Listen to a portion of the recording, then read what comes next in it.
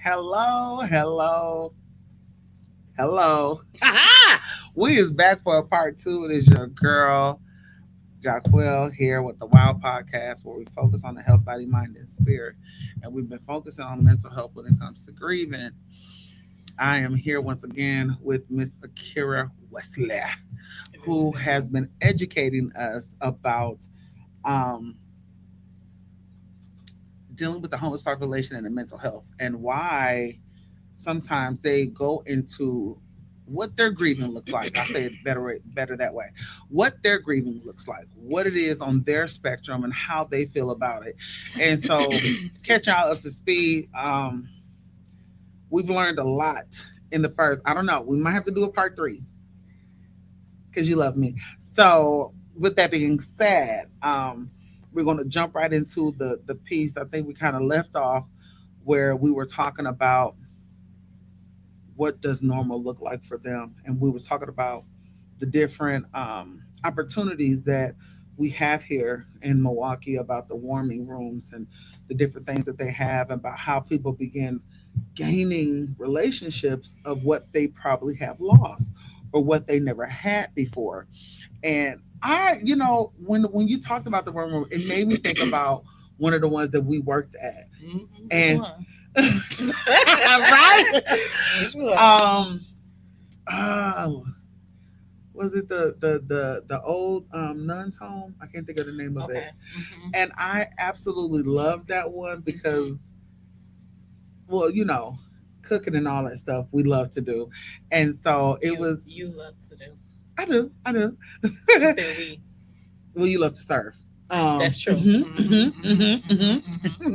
So when we would get up early in the morning, I remember me and Tone would get up early in the morning. We would just cook, and to see the families like rushing down because it was a hot meal being prepared. Yeah. Where there was smothered chicken and rice, salmon croquettes, because they don't eat that on the regular. It was all, and it's not negating that anything that they received was good, but sometimes the way we were raised about that hot cooked meal did something to them. And then at the time our church was volunteering, bringing in dinners and serving them, and they was like, Mexican fiesta, yes. You had families coming down talking about, can I take plates? Can we talk about the relationships of churches with homeless populations? Can this still be a thing? Can it still be a thing? It should have already been a thing. See, I was trying to be nice. Oh, okay. Okay, you go ahead. Yeah, so it should have already been a thing. True. And not saying that the church hasn't led these efforts, but when the church takes a back seat to these efforts, then it leads everybody else to take the lead and decide what and how things need to be done. That is true. Um, and just from our church, we were a warming room center as well. Yeah. Until we couldn't be. Yeah. And we served. Yes. As well. Hot, fresh Food. meals. Yes, daily. So, with that being said, the church should always be involved because these days, or the days that are coming ahead, that's who people are going to look to help. Because once these, governmental funds start dwindling down, or they decide that they want to put the money into something else, I was on a call maybe about 2 weeks ago, and I made a statement on the call that says that I said homelessness it's not trending anymore like it used to be, No. No. where everybody wanted to house the homeless. Yes. And Yes. even mental health is slowly taking its course, Yeah. down the road. Where we were big on it, everybody wanted to dress it, and everybody also wanted to claim that they had. Anyway, but that's beside the point. um so when we talk about church and feeding, that's what we were commissioned to do. We're supposed to take care of the homeless. Hmm. We're supposed to feed. As a matter of fact, that's what a fast is feeding somebody. um and y'all can go clock that T in the book of Isaiah. I'm finna say not say yeah. Go ahead. That's where it is. um so I'm just stay frozen because you just. you ain't gotta stay frozen. This is your show. I was just saying because you um, slapping us left and right, ma'am. I just asked you. no, Woo. no, I'm not slapping, but these are things that we should be concerned about. Yeah, Yes, what's the point in having a big building if you're not using it to help the community? that is true. I know a lot. I mean, I can think of a few churches who opened up their doors for warming rooms. At And point in times. Yeah. was it hectic? Yeah. Yeah, it It's was. work. It's work. It's work, but I mean, the ones that I was sent to, you seen the pastors get involved. You did, and you seen them serving, and you seen them saying, you know what, come on in. Even if people were being, belligerent, and you know, the patience, not having patience, and antsy. You know what I'm saying? Yeah.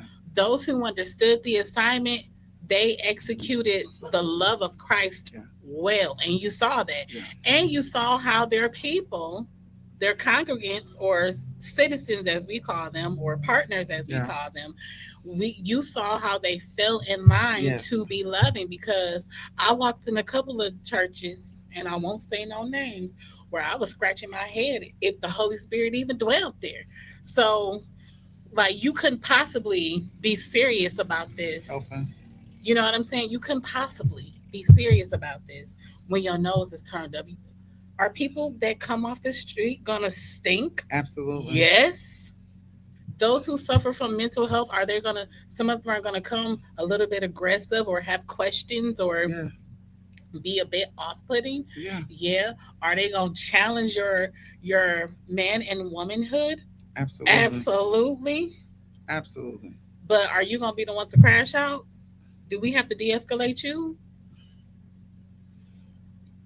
And you know what? Maybe that's something that should later in conversations Hmm. be presented when we're having more organization of churches coming together to have warming rooms so you could be properly trained. Hmm. Because definitely having a love of God, having a love of Christ is needed because these are people that's been rejected, Hmm. that has been shut down, Hmm. locked out. So they're already aggressive. And let's not just forget whatever they just lost, or Hmm. we don't even know what their day was head out Hmm. before they came through the And door. they're expecting you to put them out. Oh yeah, That's what because they this want. this So is they can what I say, do. "Oh, I went to Yeah. another church and they put me out," and da da da da Hmm. da. And I, I never understood why Papa T would he would set the table like it was a grand dining hall. Yeah. Like they were coming to do some fine dining and a fine stay. Like That shocked them every time. every single time, just the Every level meal. of care and the level of excellence that was executed. And that's what they need. That's what they're looking for. Mhm. Yeah, are they coming with an attitude? Absolutely. Something you said I want to touch on. It made me go back to someone that we were working with, one of our clients, and you said, do we expect them to dress this way? Do we expect them to smell a certain way? Do we expect them to have aggressive tones, aggressive behaviors? Do we expect them to possibly go through a mental health moment? Hmm. Absolutely. Hmm. I'll never forget. We were sitting there, and this particular person, he kept scratching. We was like, "You got an ant crawling?" But it was something else. Yeah. He had what we later found out was a bed bug. Uh huh. I But in remember that that. moment, we had to have a Keep it certain together. keep a tone, keep this, keep that, because they can't see us Mm-hmm. react differently. And I think this is where we lose everything, whether we're in church, whether we're Mm-hmm. working, doing direct service. Some of us, as you would say, need a decorum class on how we need to be when we're facing with people that can't articulate. Right. Sometimes, and I don't want to say this or come off being disrespectful or wrong, but sometimes dealing with various ones in homeless populations, it's almost like you having a baby Yeah. because they have to be nurtured all over again Mm-hmm. what love really is. Yeah. And even with the organization that I work with now, there are so many people, and they're older than me. They're older than me. I'm not saying how old I am, but we just gonna say they older than me. Mm-hmm. Mind it, mind it. What I'm saying is they've been rejected. Yeah. they, I was in a mode. I'm I was sorry. about to take me to the You cage. said, okay, you know. They up there, but You ain't gonna. someone that's in their 60s, 65, and I was touched because she said, "I don't know what love is." Mm. 65 years old, Yeah. Yeah. and I wanted to just like ball, but I had to keep it because you're coming in here because I'm about to. You're supposed to get some corrective action, but at the same time, I'm blinking because I'm hearing you say, Mm-hmm. That's a cry for help. and the organization that I work for, I'm glad that they involve the principles of Jesus. Mm-hmm. They believe in normalizing Jesus and therapy. They believe, okay, if you, okay, yep, you want prayer, you're going to get prayer, but we also going to make sure there's a therapist on hand. We also going to Mm-hmm. make sure this and that. They're giving you full access to everything Mm-hmm. because we don't want you to walk away.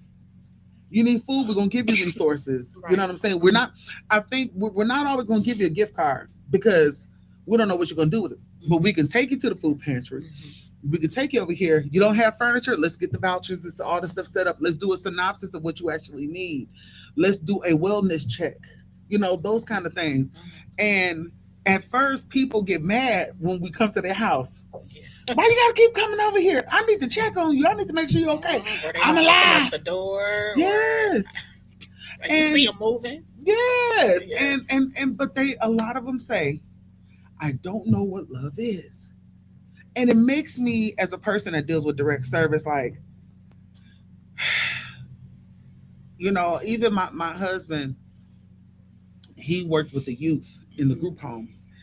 And so Excuse me. imagine somebody at 65, probably been feeling like this since they were 5, 6, 7 in group homes or whatever lifestyle they had to live. But just to even say from 10 years old to 65, I don't know what love is, like real love. And I'm still in the situation, 65 years old, still looking for housing, still looking for it to be stable, not just physically, but also, mm, That's a lot. and it's loaded because all I can do is just sit there. And like you said, that was a cry for help. You can hear Mm-hmm. the breaking. Mm-hmm. And it's not just with them, we service a diverse group. Mm-hmm. So we see everything. And we Exactly. saw the good, bad, and ugly. Mm-hmm. We support everyone because we want everybody to be successful. Yeah. But I don't like where they try to departmentalize Mm-hmm. who should get the services first, who shouldn't, when I feel that a single father who's taking care of his kids should get the same help as a single mother. Like they both walking through the same door. Mm-hmm. We're going to honor the woman first, Yeah. and we're going to leave the male Yeah. behind. Yeah. Now he's struggling. Mm-hmm. I just lost my job. We all living in the car, but we're going to service just one, like those kind of things. That's the reality of prioritization. Talk about that. Hate to say it like that or to be insensitive, because it's definitely not coming from that place, but that is the reality of prioritization. How often do you see dad with kids by himself, raising kids, has sole custody of children of his own? You know what I'm saying? Hmm. Versus you see women all the All the time time. with their children Mm. on the streets, raising them, making sure that they go to school, all the things. So, Girl, you about to make me come out this jacket. unfortunately, it's going to go to the woman and child. I think when they set up this system when it comes Hmm. to housing families that it never included the father in the first place. Can you say that statement again? When they came up with this system for housing families, it never included the father in the first place. Where do you see? Where do Ooh. you see when you look at funding? When you look at, do we see mom and dad? Because a lot of times, even in the shelter, dad can't be housed with mom and kids if they're married. I don't know if anything's changed. Correct me if I'm wrong. I'm willing to take the correction. But did you see that? You Listen. saw it in the warming room, Oh yeah, everybody was welcome in the warming room. but you didn't see that in shelter. It was You class. didn't you didn't see it in, you know what I'm saying? Even in Like, our programs, it was like hmm priority. hmm and we don't have programs specifically for BIPOC fathers and children, Right. single black BIPOC fathers and children, where they can receive housing and resources. And that's what We got to depend on flexible dollars that don't nobody get. That we got to shake a little tail further, do a little exploitation to get some flexible dollars. and even on top of that, we had to start then we were told to tell people no, specifically men. Unfortunately, and then they were giving somewhat of a grace to the elderly, but the grace of the elderly was those that were suffering from substance abuse, or they was receiving social security or social security disability, like something they had to have some sort of an income in order to get some type of assistance. They did not want us to help the black men of color. Mm-hmm. I mean, I'm just going to put it out there like that. And Mm-hmm. so then I'm seeing more men suffer, more men Excuse enraged. me. And then because we have to tell them, unfortunately, such and such. And you can see The disappointment, the hurt, on the their rejection, faces.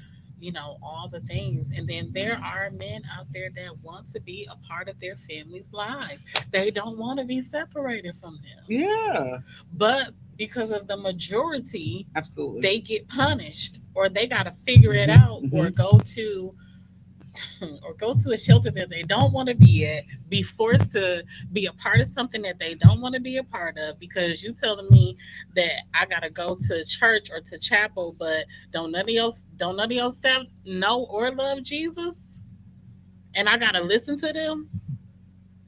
So Every other word coming out their mouth is mhm, disrespect, yeah, no type of compassion. right. And so it's like, even if people are not coming in, and I think people don't understand, like, when you're coming from a place of stability, Yeah. and then all of a sudden your world is turned upside down. Mm. How much time do you get to deal with your trauma in between that before trying to make your next move? 9 times out of 10, you don't. We don't know how to breathe in that. Mm-hmm. And I'm, Because you got to keep moving. yeah. Remember I just said in the other Mm-hmm. episode, Mm-hmm. I didn't have time. Exactly. There was no time. So imagine all of that being bottled up, along with their childhood trauma, along with stuff that There we they go. experienced, What they saw. in their younger years, Yes. all of that built up. And then you have this man who wants to be a part of his family. You telling him, nah, because this is a women and children's shelter, you can't be here. We don't have family shelters Yeah, available. you can come visit, but you can't stay. I don't know where you gonna sleep tonight, but you can go down the street. They may take you. And why would I go down the street? Because they already told me no. Hmm. And the place that they told me to go down further, Hmm. I'm on a wait list. Hmm. But you got to be there before a certain time. So if I got to be over there all the way down there before 6 o'clock, but the family hours is from 6 to 7, what do you think I'm gonna do? You put them between a rock and a hard place. I even thinking about the people, the tent, I'll call them the tent families. Hmm. How in the wintertime they would even get durable, they would get money scrapped up Hmm. so they can get the durable tents Yeah. because they did not want to separate. Or some of them were just really creative and made it Very. happen with the stuff that was around them, Yeah. the stuff that they could get, and then, we get upset about squatters, people who break into buildings or houses that are abandoned, not being used. Not being used. Ain't been used in years. Mm-hmm. Just been boarded up. Yep. But now because they done cleaned out a little space, Mm-hmm. Mm-hmm. instead of having that as an opportunity to do what, be it as a warming room. Mm-hmm. But But that's too much. when things shift, you gotta shift. So, and that is why I always tell people, if you're going to open up any housing program Yeah. or shelter, you have to build a network. You have to. You have to build a network of funders. Yes, yes, yes. Not just getting governmental funds, because as we can see before our eyes, those things are beginning to dwindle down or become obsolete. So you can't depend on that. Like, when people are talking about collaboration, people need to collaborate. And I let's was be gonna say real. something. Some of us shouldn't open up anything. We should just be volunteering. Should we even be volunteering? That's a good way to start. Should we be That's a volunteering? good way to start. But collaboration, that's going back to the church. Yeah. Collaboration. Like, who can you build up? Okay, yeah, so the church is in the hood. So are you gonna go outside of it? Yeah. We're all a part of the kingdom of God. So you can't go down the street or in a more affluent area where you can connect. Yeah. I mean, I don't know. I really don't know. I'm not a pastor and I don't have a church. Thank you, Jesus.